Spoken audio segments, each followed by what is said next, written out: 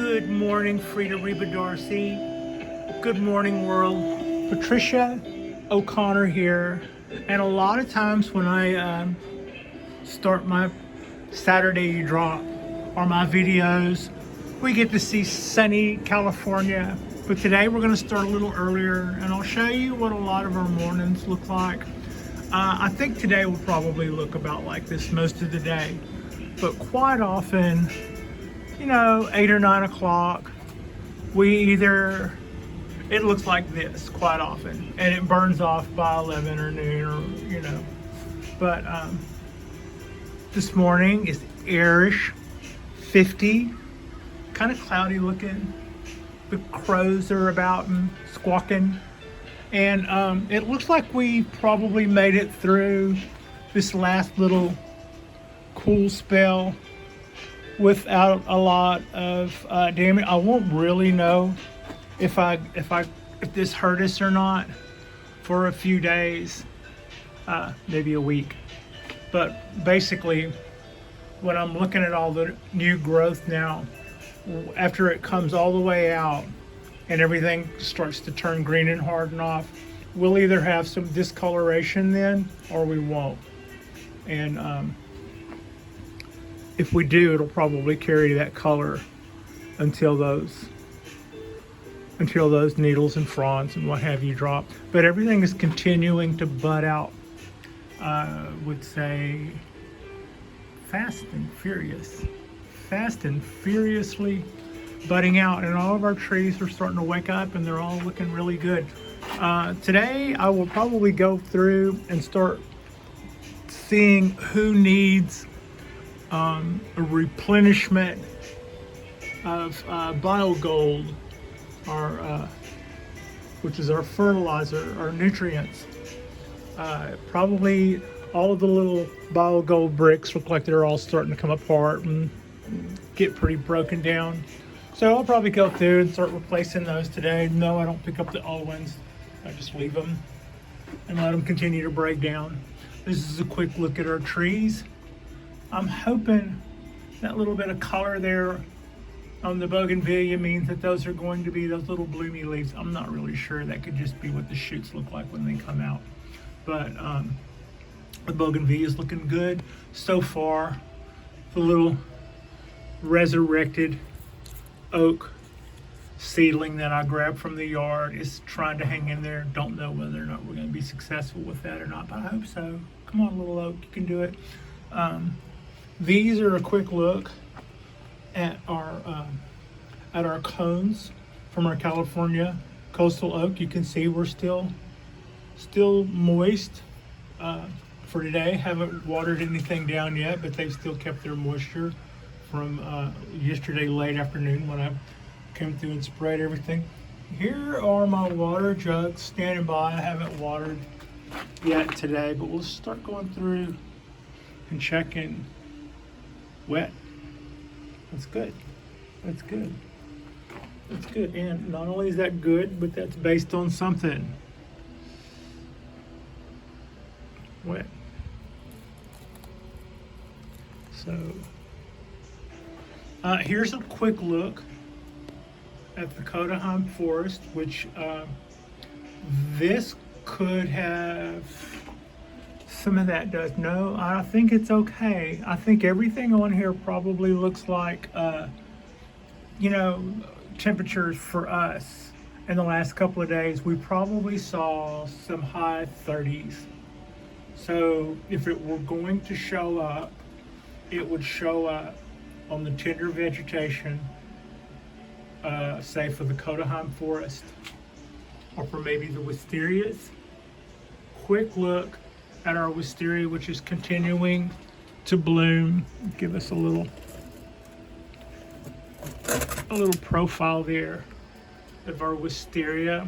It's started that second rack of blooms. It's just gonna be, man.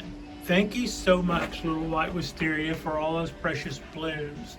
I'm starting to slowly but surely see a little bit more budding out on our Dawn Redwood. It looks like a dead stick. I know from the video it looks like a dead stick, but it is actually starting to, there's a little bud or two all along the tree from top to bottom.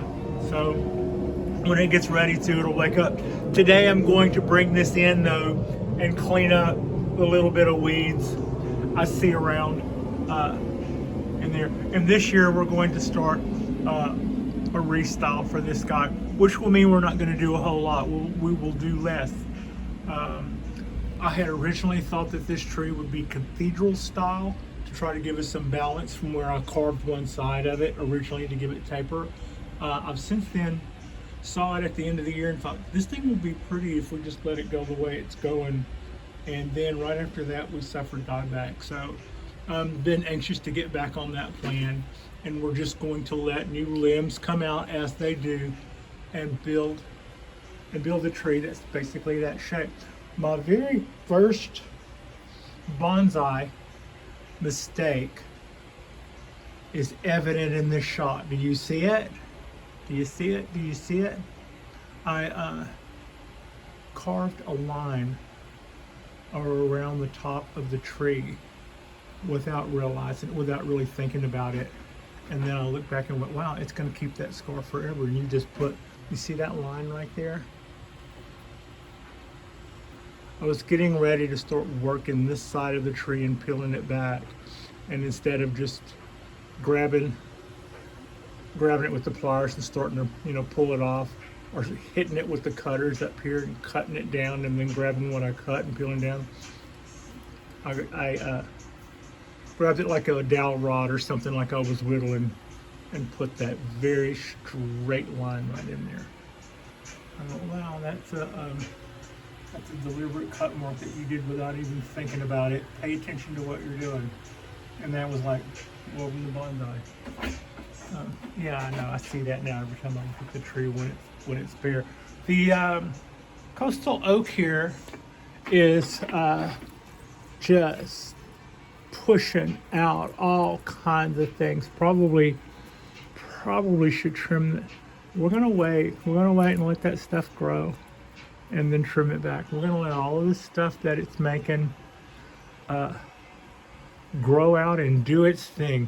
We had a hard year last year, and this year it's gonna make all this stuff, it's gonna turn it all into new leaves and new shoots, and then all of that stuff is gonna photosynthesize and give all that energy back.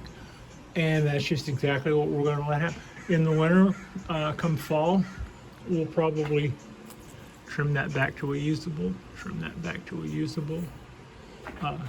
With the cork bark, I may wait.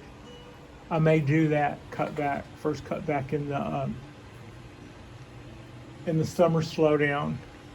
But with this one, I'm gonna let everything. It just had whole limbs turn black and died and had to be cut off. So anything it wants to do to resurrect its energy, we're gonna let it do until fall, and then we'll cut some of that back into a more usable shape that'll give us more ramification. And then we're just gonna keep going on that for a minute. More clip and grow than wiring on this, I think, for the next couple of years. And less pruning. Let things come out and make leaves, and let those leaves make energy. That's the name of that game. The Japanese black pine, we had a root issue in the last summer, so I had to do a repot. And when I had to do a repot to see what the hell was going on, because I was flipping out watching my tree die. And when I repotted it, I saw that I had about a 2-inch layer of dead roots at the bottom where I had undergone a drainage blockage, which had allowed the bottom of the pot to stay wet. Maybe if I would have watered less at that point, I could have, no, I don't think so. I think I wouldn't have had the wherewithal to do that, and that probably would have more likely caused more problems. Anything that I would have done to accommodate that would have probably caused issues above that. Is what I'm getting at. So when I did the repot, I cut away quite a bit of dead roots, but we had already suffered a little bit of dieback. Some lower branches like this on the other side are probably on their way out. But now it's coming back, and we're getting, it's putting out new pushes of green all over, and the tree's recovering. We won't do a candle prune this year. We're going to let it recover. I didn't know not to do that every year. I thought we candle pruned cork bark, black pines, the same as we would any other black pine. So that was one mistake I made as far as its hardiness. You're not supposed to do. Come to find out, you're not supposed to do that. So this is the year we let everything recover on that as well. My other little Japanese black pine, 17 year from seed. It seems to be a pretty happy little tree. Things are going fairly well with it. You can see its little bamboo stake says that we're not in a water situation here for this guy at all. I think it might have gotten watered yesterday. Yesterday it was borderline dry, and before I took off to work, I said, well, you'll be gone all day, and it's borderline dry now, so we'll water it before we leave. Kind of a compromise, but I think that was probably the right call. My cork bark oak, I was already showing you. You can just see all of those. Last year I was concerned that these limbs weren't back budding. This year they seem to have gotten over that and are back budding nicely all over. And like I was saying with the coastal oak, I'm going to let this guy go for a few minutes, turn within reason. All of the branches and all of the shoots that come out on my main branches, I'm going to let go until fall cutback. Anything that keeps trying to come out where I don't want it to will leave the trunk pop marked, and I don't want that. So I will keep pinching or rubbing out the little things that I see come out in the wrong areas. The other shoots that come out on my branches, I'm not even going to worry about secondary foliage selection, what stays, what goes. Everything gets to stay until at least fall, or possibly if we go through a little summer, summer slowdown, I might do a little bit of cutting back then, so that we can get a second flush when stuff wakes up. But for the most part, this tree wasn't hit as hard as my coastal oak. So, but I'm going to do mostly the same thing with it. I'm going to be a little lighter handed with the pruners on this guy. And all of my trees, and not just for this year, but from now on. I had this thing earlier where I would try to say, even though this tree is even though this is a pre-bonsai tree, these 3 cypress trees are pre-bonsai trees, I can go by here once every 2 weeks or something and do a little snip, a little pull, a little tug, and I can keep these guys always looking well groomed and well in shape and always kind of impressive. No, stop that. I'm more thinking in terms of let the tree have all the little things it wants until time to cut that back, until it's time to cut that stuff back. And we're not going to cut that stuff back based on the fact that I'm like a mom reaching across the table to her kid's hair and trying to get her hair out of her eyes. In other words, I'm not just going to walk up and go, yeah, and start pinching and pulling on stuff.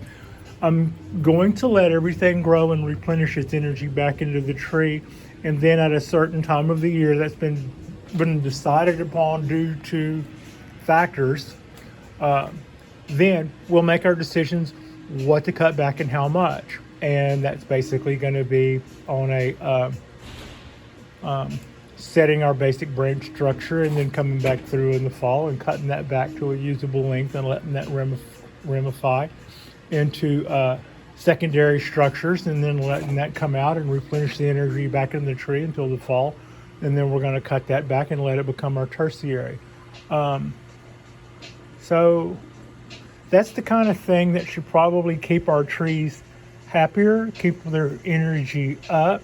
We won't run things down, which is what I would come back to that I believe I did. What I did wrong with this darn redwood was I took advantage of the amount of energy that it showed me and depleted it.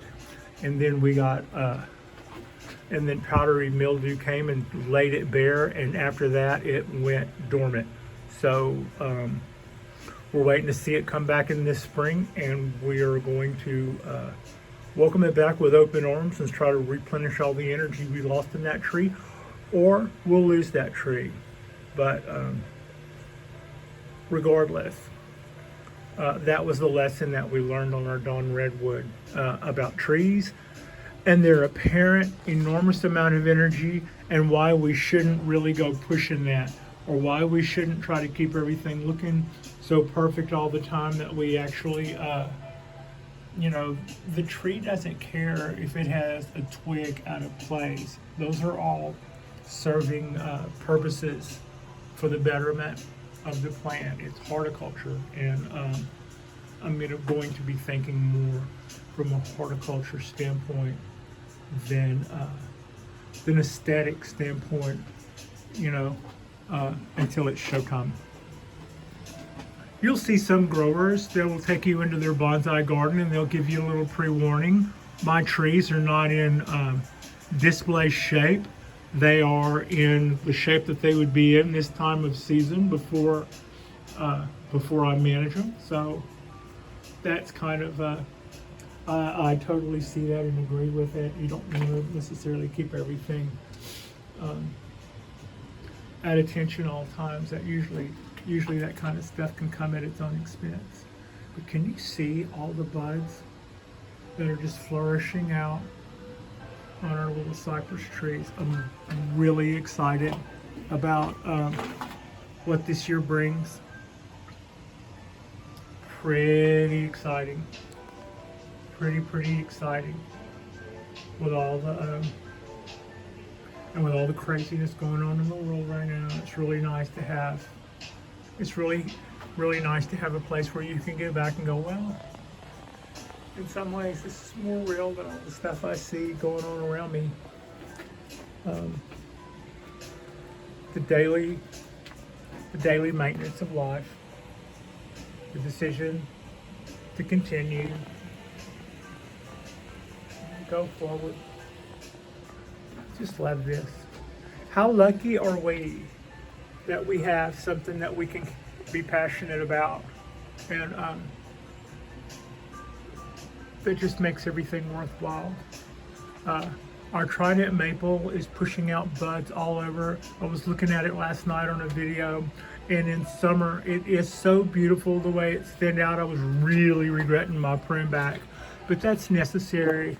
The whole tree, though it had a big lollipop top, and with that all green and everything, was really pretty to look at.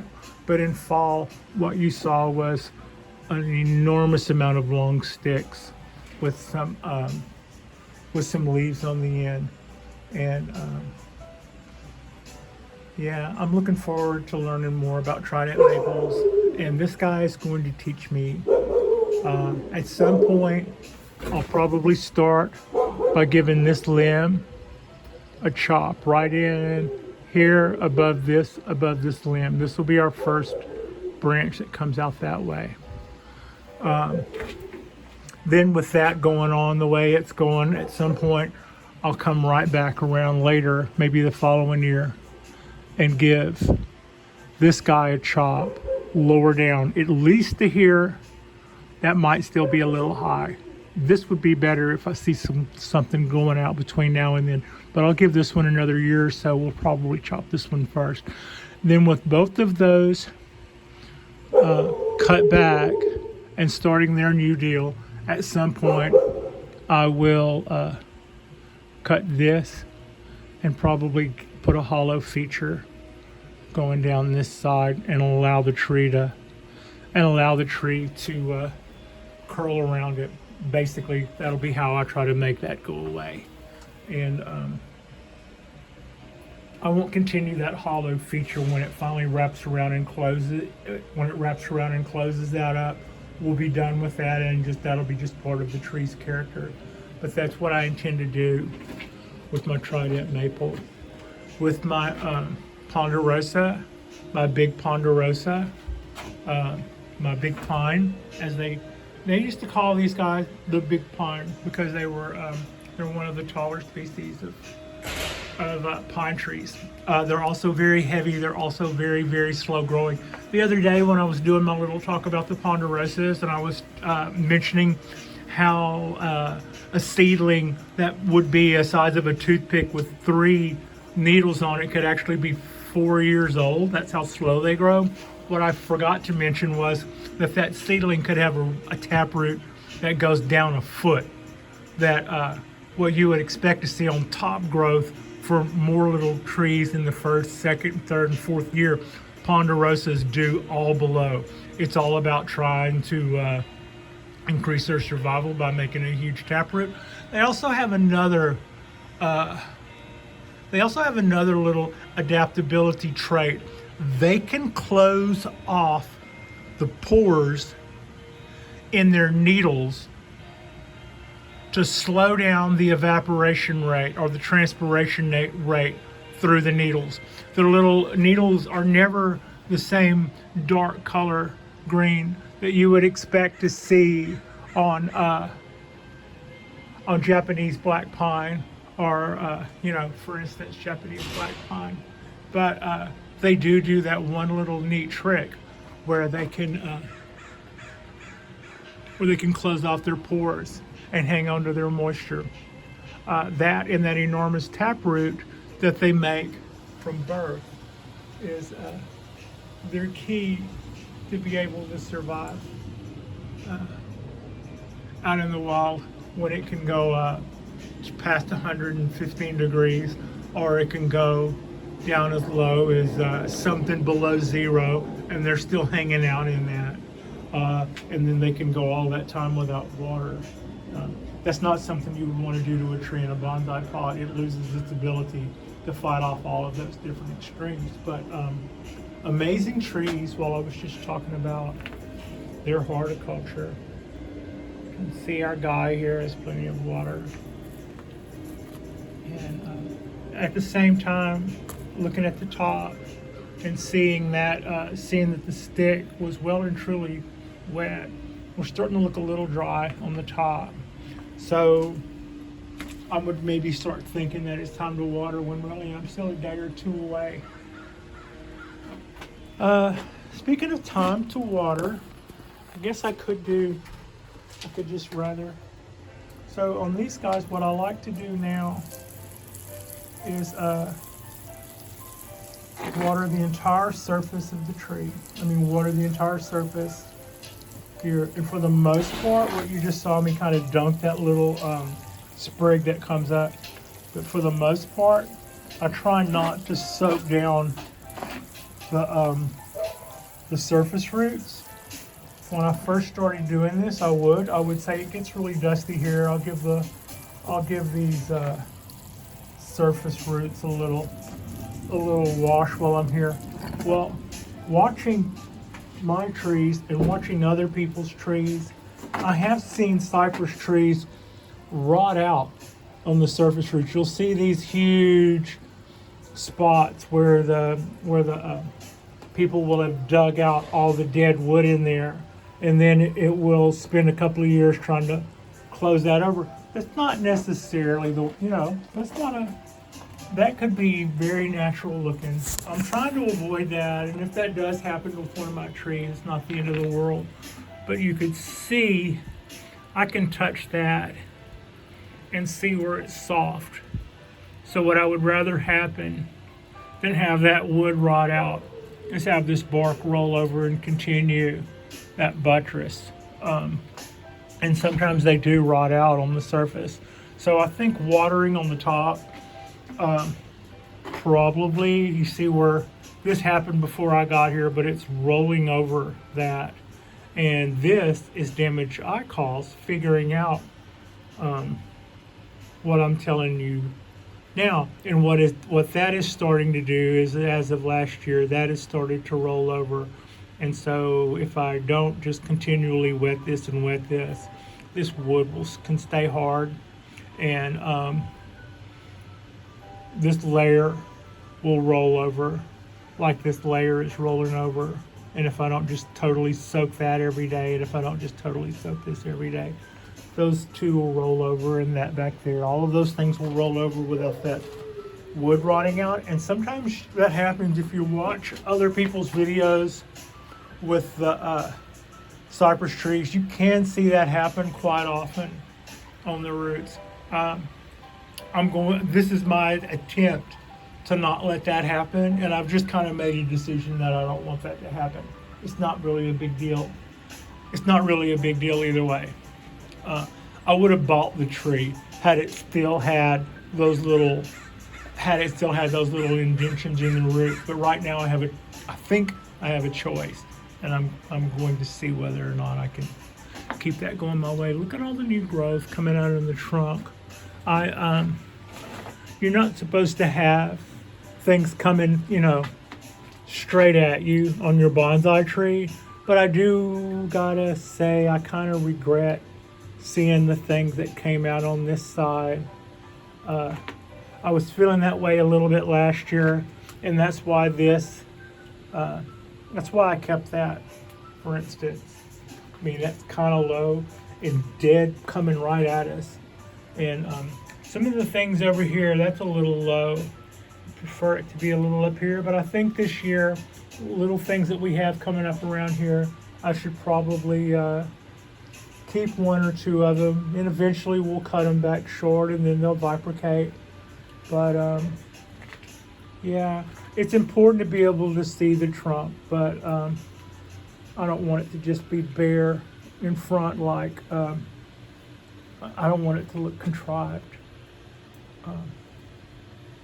So that's a little bit.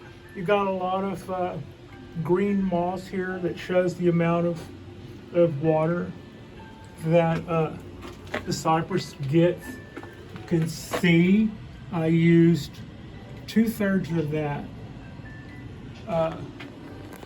This jug is also pretty handy when it comes time to water the oak, and when it comes time to water the big wisteria. It's easier to do it with the large one, and to some extent the Trident Maple, but I do get a certain amount of runoff with the Trident Maple. A lot of my other trees, it's easier and more efficient, and I can apply the water better with my smaller little jug. So, but it gets a little heavy too to be reaching out. Thirsty, little wisteria. Didn't mean to water I just watered my ponderosa, and I didn't mean to. Okay, that's that. Have I checked you today? Ooh. You know what? That's close. That's close. We are going to water. And when I water, I don't always do it absolutely right on camera, because usually, always I'm holding the camera while I'm holding a watering can. But I do it just like you see right now. I make sure that I water all the way around the pot, even if I'm not going to reach around behind the tree right now with one hand, because I would end up banging the top of the tree with the bottom of the pot if I try to do that one-handed. But I'll water all the way around the pot, and I do it until it comes out of the bottom. Not only does that help ensure, and it doesn't guarantee that it's totally in there, but that helps ensure that you get a good thorough watering. But also, as the water goes all the way through from top to run out the bottom. I think it pulls the oxygen in behind it. So we start with water in and down, and then oxygen up and down right behind that. So I'm gonna check this again later. I'm gonna be home today all day, so this tree I'll check later. The dipstick on it was barely damp, so it's only because I'm going to be home all day that I'm going to wait and let it dry out for a second first. But if I were going to work today, I would water this before I will leave, because that would be closer on timing wise than saying, yeah, it's not quite ready right now, but I'm gonna go to work now. So that would not be good. That would have it too dry, and then I would come home and it would be too dry, but it would already be night, so that wouldn't be the time to water it then either. Did I check this one yet? I didn't need to. I already knew that was for the benefit. That was for cinematic benefit. You can see that stick is still quite damp. It got water, I think, 3 days ago. So that is a little quick look at our trees in the early morning. Not early morning, it's like, well, the lights are on, so it's after 9. But that's a little quick look in the morning before the sun burns off all of our clouds or fog or whatever we're having. And this is kind of what our little balcony sounds like. It looks like. Oh, the top of the bougainvillea, I did the chop to. It's inside here. It still gets in the 40s.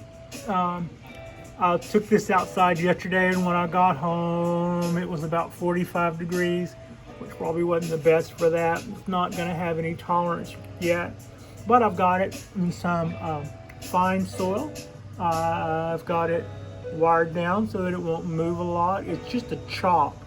It is about a 1/4 inch hardwood chop that I am trying to root. I didn't cut back any leaves. I just wired it in that pot and filled it full of light akadama and perlite and volcano rocks. So we'll see. It's out of the direct light for now, which will hopefully keep it from using up all of its moisture. I put it in that little Tylenol shaped tray with some more bark in it and a little water sitting down on the bottom of it, so that hopefully it stays hydrated, and we'll see. We'll see what happens there. I hope you're enjoying your Saturday. Yeah, I hope that wherever you are, that you're warm and you're dry and you're safe, and the things that are going on right now haven't gotten you on the run. Yeah, it's in a lot of ways this gets such a nice time to be, and for a lot of us are so lucky that somebody didn't come in to try to take away our livelihood or our freedoms or all of that stuff. Anyway, thank you so much for watching. Like and subscribe if you have not already. I want to say upward and onward to our other bonsai channels that are skipping a beat at the moment. I know you guys will be back bigger and better shortly. We're looking forward to it. So yeah, have yourself an awesome Saturday. We will have ourselves an awesome Saturday, and thank you so much for watching, and I will do another one of these. If you are not absolutely satisfied with your bonsai tree experience, Frida and I will give you another bonsai video tomorrow at no additional cost. So like and subscribe if you haven't already, and thank you so much for watching.